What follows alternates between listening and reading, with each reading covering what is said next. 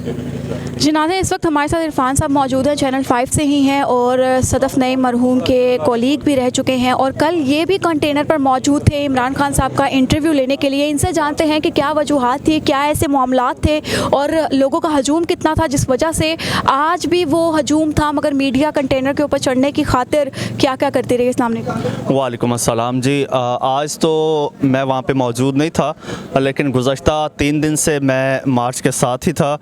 Container भी मैंने देखा है, अंदर बाहर से देखा है सारा, और मैंने उस पर एक बड़ा डिटेल्ड व्लॉग भी किया था कंटेनर पे। तो जिस तरह की ख़बरें आ रही हैं कि कंटेनर से गिरी हैं और कंटेनर पे चढ़ने की कोशिश कर रही थी, इस तरह की ख़बरें आ रही हैं।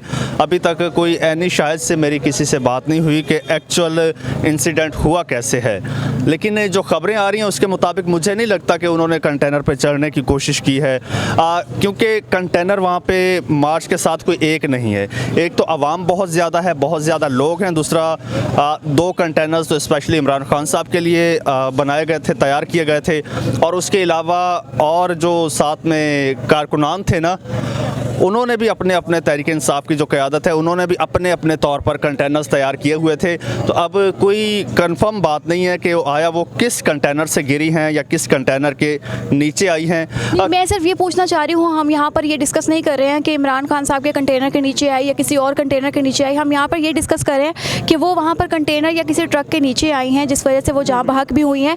तो मैं सिर्फ ये पूछना चाह रही हूँ कि वहाँ पर लोगों का हजूम और लोगों का फ़्लो क्या है, कि वहाँ पर क्या गिरने के बाद कोई बंदा नज़र आ सकता है कि किसी को बचाया जा सके। देखें, बहुत ज़्यादा लोग हैं, बहुत ज़्यादा लोग हैं साथ, और जब कंटेनर चलता है तो लोग साथ साथ चल रहे होते हैं, और स्पेशली जो रिपोर्टर हजरात हैं वो साथ साथ भाग रहे होते हैं, कंटेनर्स पर चढ़ने की भी कोशिश करते हैं। उनकी कोशिश होती है कि किसी तरह से इमरान खान साहब का या दूसरी जो सीनियर क़यादत है उनका कुछ शॉट वगैरह लिया जा सके। तो ये सुनने में भी आया है कि सदफ़ जो है वो घर पर कह कर गई थी अपने चाचा को कि आज मैं इमरान खान साहब का इंटरव्यू लूँगी कंटेनर के ऊपर जाकर, और आज मेरे लाइफ का बहुत बड़ा दिन है। तो ये खुशी के लम्हात थे जो सुबह 1:30 बजे वो अपने घर में शेयर करके गई थी। तो आपने भी इमरान खान साहब के पास जाकर इंटरव्यू किया है, तो आप मुझे बताएंगे कि खान साहब के पास कंटेनर में ऊपर चढ़ने के लिए बाहर से ही जा रहे थे या अंदर जा रहे थे? अच्छा देखें, एक तो सदफ़ जो है वो इंटरव्यू कर चुकी थी, वो कल इंटरव्यू कर चुकी थी, उनका इंटरव्यू ऑन एयर जा चुका था। ठीक, आज पता नहीं ये बातें आ रही हैं, ख़बरें आ रही हैं कि उन्होंने दोबारा चढ़ने की कोशिश की है। सो आई डोंट थिंक कि उन्होंने चढ़ने की कोशिश की होगी, क्योंकि वो इंटरव्यू कल ले चुकी थी सदफ़। और दूसरा, जहाँ तक चढ़ने की बात है तो वो इस तरह से आसान नहीं है कि चलते कंटेनर पे आप ऊपर चढ़ जाएं, क्योंकि उसकी हाइट काफ़ी ज़्यादा है। तो वो सीढ़ी लगी होती है, लेकिन वो सीढ़ी बाद में जब कंटेनर का दरवाज़ा बंद होता है तो सीढ़ी हटा ली जाती है, दरवाज़ा अंदर से लॉक होता है, तो वहाँ पे बंद दरवाजे से चढ़ना मुमकिन नहीं होता जब तक आपको ऊपर से या तो कोई सपोर्ट ना दे या फिर कंटेनर रुका हो और सीढ़ी लगी हो। तो इस तरह से चलते कंटेनर पे चढ़ना मुमकिन ही नहीं है। अभी बहुत सी बातें की जा रही हैं इरफान साहब की, सदफ़ पीटीआई की सपोर्टर थी, कोई कह रहा है नून लीग की सपोर्टर थी, तो अब नून लीग के साथ तरफ से जो है वो तनकीद की जाएगी, कभी पीटीआई की तरफ से तनकीद की जाएगी। तो एज अ कोलीग आप क्या देखते हैं कि इसको किस पॉइंट ऑफ व्यू से देखना चाहिए, और सदफ़ के जो दुनिया से रुखसत हुई है उसको किस तरह से उसकी आखिरत के लिए रुखसत किया जाए? अच्छा, पहली बात तो ये है कि सदफ़ ने मेरे साथ, मैंने सदफ़ के साथ काफ़ी अरसा काम किया है। मैं न्यूज़ एंकर था, सेट पे बैठे सदफ़ जलसों में होती थी, मैंने उसके बीपर्स लिए हैं बहुत सारे, उन्होंने लाइव बीपर्स दिए हैं, ऑडियो वीडियो बीपर्स दिए हैं, और उन्होंने बिल्कुल एक जानिबदार हो के, गैर जानिबदार हो के उन्होंने जो भी वहाँ का सिनेरियो होता था, जो भी फैक्ट्स होते थे वो बताए हैं। वो नून लीग के जलसों में भी जाती थी, पीपल्स पार्टी के जलसे भी उन्होंने कवर किए हैं, इवेंट्स कवर किए हैं, पीटीआई के भी कवर करती थी। तो एक मुकम्मल तौर पर गैर जानिबदाराना उनके सारे वो रिपोर्टिंग होती थी।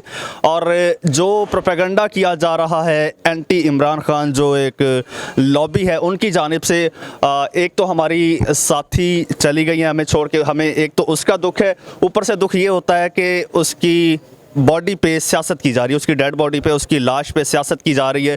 अभी तक हमें कंफर्म नहीं है कि उसके साथ ये हादसा कैसे पेश आया है। तो जो सोशल मीडिया ट्रॉल्स बैठे हैं उनको कैसे पता चल गया कि कैसे हादसा पेश आया है, इमरान खान के कंटेनर के नीचे आई है या किसी और के नीचे आई है।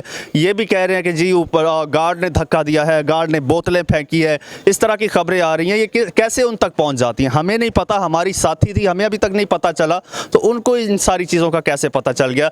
ये अपना जो बोग्स है, कम अज़ कम ये सियासत जो है ये लाशों पे तो सियासत ना करें।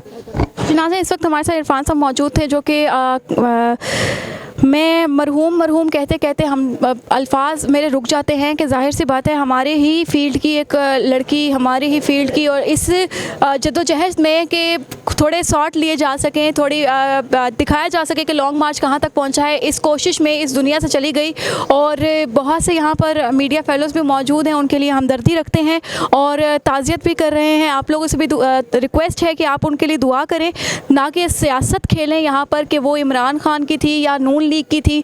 और घर वालों के लिए जो अभी तक डोनेशंस दिए गए हैं वो 75 लाख रुपए का ऐलान हुआ है, मिलते कब हैं ये किसी को नहीं मालूम, क्योंकि मेरे अल्फाज गलत ना हो जाएं कि कहा जाए कि 75 लाख रुपया दे दिया गया है। अभी तक ऐलान हुआ है शहबाज शरीफ की जानिब से और हमारे वज़ीर आला की जानिब से।